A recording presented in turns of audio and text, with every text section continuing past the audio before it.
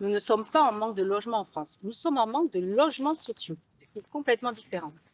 Le logement libre est inaccessible pour un bon nombre de nos concitoyens. C'est pour ça qu'il faut construire du logement social.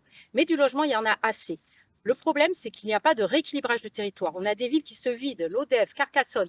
Et donc, il faut rééquilibrer le territoire, relancer la dynamique dans ces villes-là et arrêter l'hypermétropolisation de nos territoires. À Montpellier, la ville est assez grande. Il faut arrêter de l'étaler et il faut partir sur un rééquilibrage du territoire. C'est ça la clé, en fait, puisqu'il y a des villes où il y a encore du logement. Donc, remplissons les logements vacants et ensuite, nous verrons les besoins en logement et s'il faut en construire. Ensuite, il y a évidemment la priorité qui est le réinvestissement urbain. Et il y a de quoi à Montpellier faire du réinvestissement urbain. Donc, on peut continuer à accueillir une population avec la priorité de la reconstruction de la ville sur la ville. Mais je voudrais rajouter quand même quelque chose sur la ZAC du Coteau, puisque c'est quand même l'objet. La ZAC du Coteau, on a vraiment une vision complètement différente avec Michael Delafosse sur l'aménagement du territoire. L'aménagement du territoire, c'est créer des espaces de vie, c'est proposer des espaces de vie à nos concitoyens. Mais proposer des espaces de vie à nos concitoyens, c'est pas couper un ruban.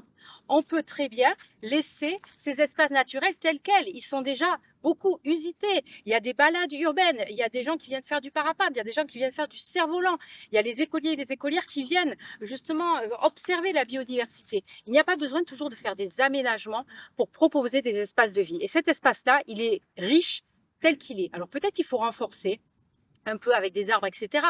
Mais il faut le garder. La nature doit faire son travail à elle seule. On a là une continuité écologique entre le domaine d'eau qui est juste derrière et le Rio Tor à la Paillade. Donc, il faut absolument le préserver. On ne va pas le casser avec une piste d'athlétisme ou un terrain de basket. Voilà, c'est un lieu d'accueil de la faune, un lieu de refuge pour la faune. Il faut le préserver.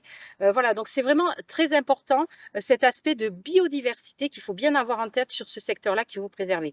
Et évidemment, je vais donner rendez-vous à tout le monde, à tous nos concitoyens, les gens du collectif, mais tous les autres qui en ont marre de l'urbanisation sur la métropole. Je leur donne rendez-vous le 8 octobre devant le Conseil de métropole pour le vote du PLUI qui normalement devrait être en octobre.